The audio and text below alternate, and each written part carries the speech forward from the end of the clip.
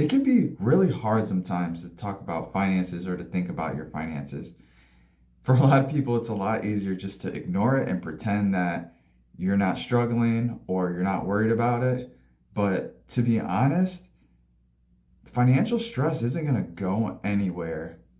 The arguments with your spouse about finances, the awkward conversations, the anxiety about the future, the guilt over spending, all of those things are going to remain until you take time to focus on your finances and figure things out. And I know this is tough. I know for a lot of people, there's a lot of resistance to taking the time to think about this, but I want to help paint a picture of what would this actually look like if you sit down and you figure out your finances.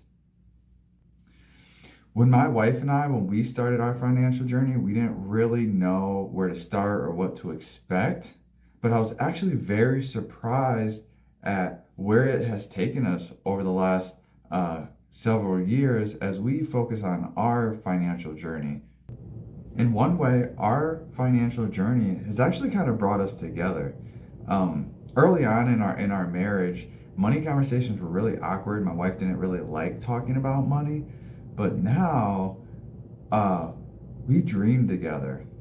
Now we have goals that we talk about together. We didn't really, when we kind of went down this journey, we weren't anticipating or planning or expecting this to really have a positive impact in our relationship, but it did.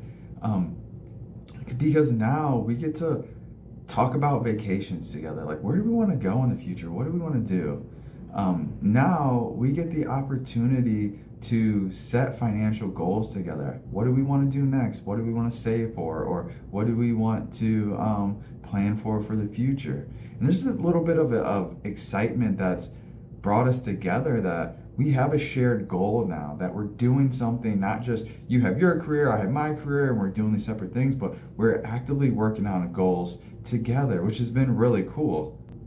The other thing it's done is actually given us some freedom in spending. Now I know it's kind of a weird thing to say. How do you get feel freer by spending more money? But the thing is, both of us, because we didn't have a lot of money early on in our marriage and we were just kind of broke, both of us have a hesitancy to spend money, and we kind of have a sense of guilt anytime we spend money on ourselves or something that we don't necessarily need.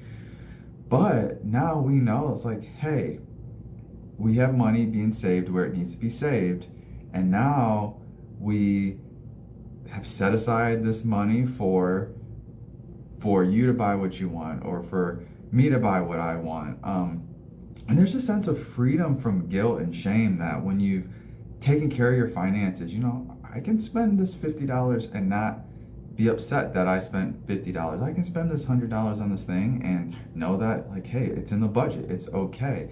And so on top of bringing us together, it's actually given us a little bit of freedom in our lives. And, it relieves the stress of not having to worry about every little decision and how it's going to affect us. And it's not just us. We've seen this with other people too. With a lot of people, we've seen where they get this sense of just relief as they start to see the debt start to come off.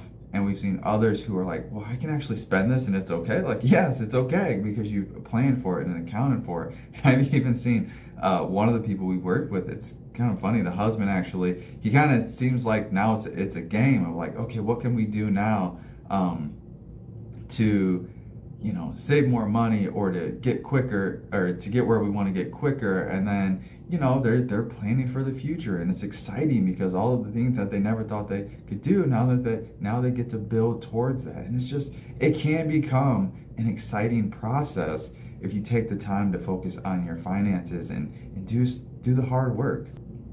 But I'm not gonna lie, as you go down this road, there are gonna be some setbacks. If you've ever lost or tried to lose weight or lost weight, you'll know exactly what I mean.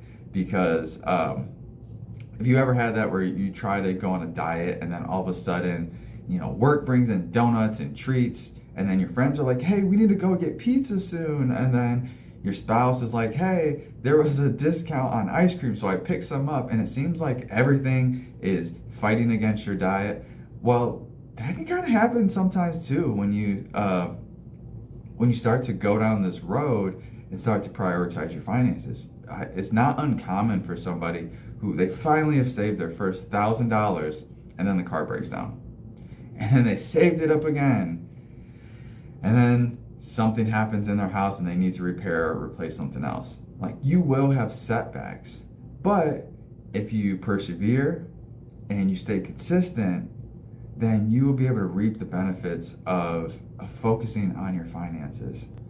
So just know now that if you're stressed about money now, or it kind of feels uncomfortable, or you don't really know where to start, I just want to encourage you that you can have less stress in your life, that you can have more freedom in how you spend money, and can actually, money doesn't bring joy, but it can help you do the things in life that bring you joy.